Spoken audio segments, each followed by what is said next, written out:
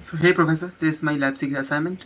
I don't know I was supposed to add the user input or not, but like just to make it better, I added the user input. I'll just run it.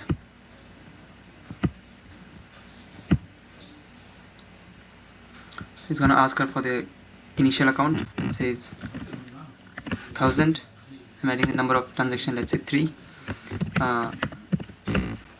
Deposit amount, let's say of 500. I deposited at the initially, and then I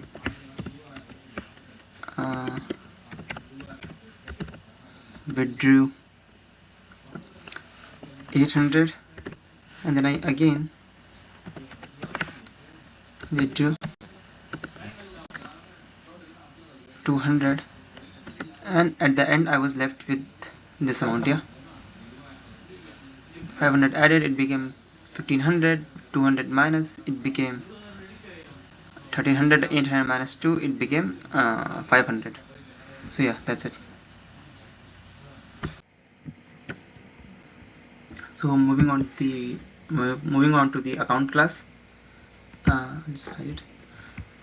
So we are supposed to make one balance variable which is private, and the two key methods like the deposit and the withdraw, they works perfectly, and with the synchronized, and like they both are synchronized, so it's like to ensure the thread safety during the access.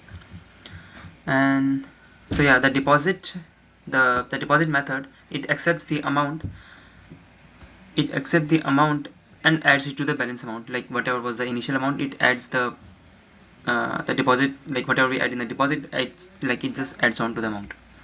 And we have the if else method, which makes sure that the amount should be positive, like we cannot deposit a negative one. And same for the withdraw, this one is also synchronized.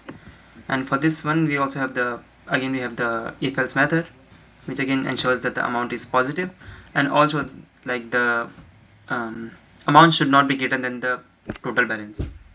Yeah, so yeah, at the end, after this function we just return the balance at the end. So yeah, moving on to the transaction class. Here we have the three attributes, the account, the transaction type, and the amount.